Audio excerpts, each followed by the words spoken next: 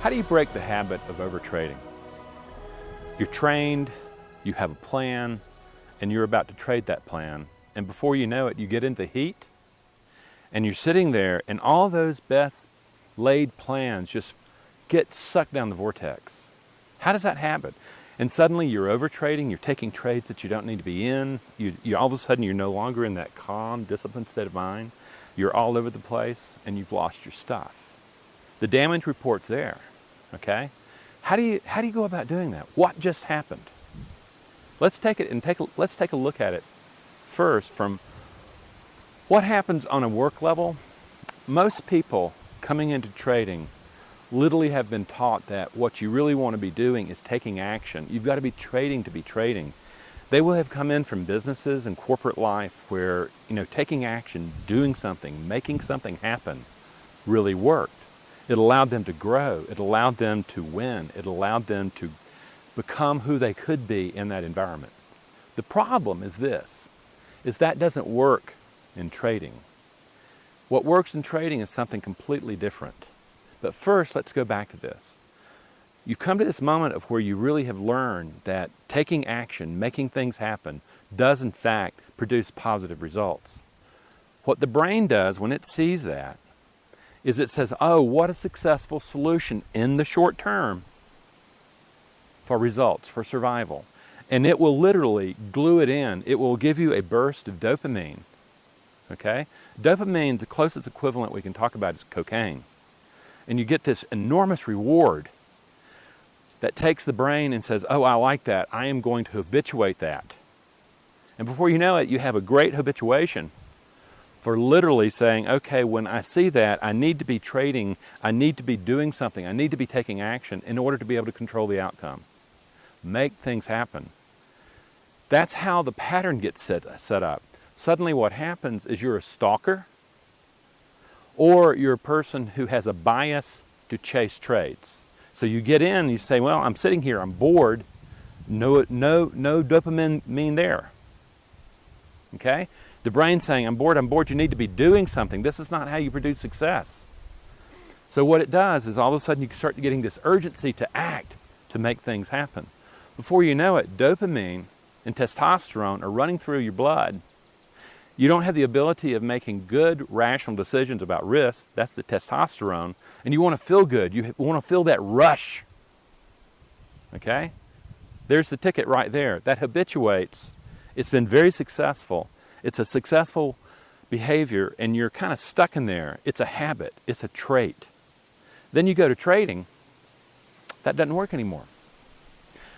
Trading has a completely different success formula. You don't make things happen in trading.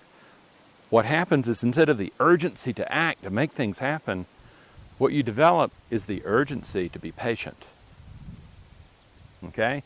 You wait for the prey to come to you. You wait for the setup to come to you. Completely different. This causes most guys to really, trader guys, really to examine what they mean by work. Most people believe that work is literally about taking action, doing things, busyness, okay? That's what's been wired in. The work of trading is very different. The work of trading is patience. This is the piece that you have to get. Otherwise, when you walk in, you say, you know something, I don't have a whole bunch of time. I need to make this happen. I have a quota I need to be hitting today. I have a target I need to be hitting. You know something, I only have so many years, only so much money.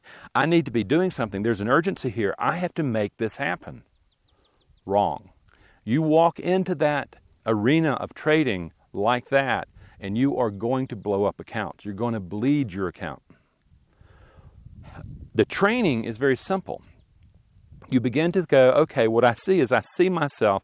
I like this excitement. I like this dopamine. I like this chase. I can feel it build up. It feels so good to be ready to do something. And yet at the same time, that's short term. Trading requires a different mindset. It requires a mindset of thinking in probabilities in the long term, so that statistically you're a winner over time. The biology and most likely the psychology that you bring into trading wants short-term success right now. Do you see the polarity there? Until you decide to say, you know, I'm going to go in and change that neural pathway, that circuitry. It doesn't happen like magic. You don't say, well, I'm just going to go plug in another external unit into my trading mind and suddenly I'm going to move from certainty thinking and making things happen to probability thinking, where I understand that I have to develop the patience to wait for it to come to me. That requires work. That requires going in and literally almost like being a neurosurgeon and going in and doing neurosurgery on circuitry. Okay, it takes enormous courage. It takes enormous foresight to be able to see that was really successful back then, this urgency to act and make things happen. But the truth is, most people come in and blow up a lot of accounts. They bleed a lot of accounts. And they finally come to the realization that that doesn't work. You can take a shortcut. You can start noticing the urgency, and it's hard to notice it at first because it feels so good. That's the dopamine. The moment that you start feeling good in trading is you've already stepped down the slippery slope. What you're looking to is say, you know something, I know I have this tendency to start getting really pretty excited, feeling good, and I'm ready to get in there and make things happen. The moment you catch yourself like that, that's when you start disrupting the pattern. It starts with breath, then it starts with stepping back into mindfulness and start noticing the pattern, noticing the belief of I need to be taking action to be doing something. And then you reorganize that into higher functioning. You start going, no, what this is really about is the development of patience as a practice. You're going to do that a long time before it becomes a trait. And out of that patience, what you start noticing is a calmness that has to be acceptable. Otherwise, you fall into boredom. The whole notion between boredom and patience is dynamic.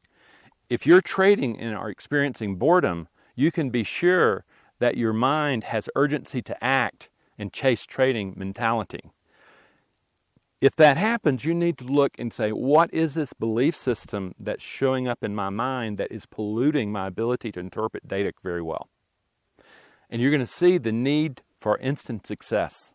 You're going to see the need to prove the self, to make yourself powerful. On the other hand, as you start developing patience and realize that boredom is telling you where to look, if you want to become a trader. In patience, what you're looking at is going, okay, now at patience, I wait and I'm going to see what the markets are going to give me. I'm going to wait and see what the markets are going to give me. And if you hear a bunch of conversation in your head, yeah, but take this trade, what you realize, you have the internal struggle and you have work. Until that internal struggle of action is taken care of, to the patience, steady, strike. You're stuck. This is the big divide. And it literally is a process. It's not something you change like magic. It's a process that starts with emotional regulation. Then it goes to mindfulness and recognizing the structure that you're stuck in and beginning to disrupt it. Then it goes to developing the internal traits that allow you to trade patiently and with discipline, recognizing that less is more. Okay, less is more. And you realize that patience is victory. You begin to wait and you recognize that, you know, the mind that I brought to trading was a very good mind for what I used to do. It's just that it's not good with what I'm doing now. And it's time to tweak it. It's time to change it. And I need to evolve to become the trader I can be. The trader that consistently waits for the trades to come to them, patiently takes action when it's warranted. Not when you get all excited or flustered or wondering if you're ever going to make it. It's from a very calm center. That's the trader state of mind, friends. And if you want to learn, explore more. Explore my article this month. Explore my website. And start really looking about what it's going to take to produce the mind that trades like a patient killer. Take care.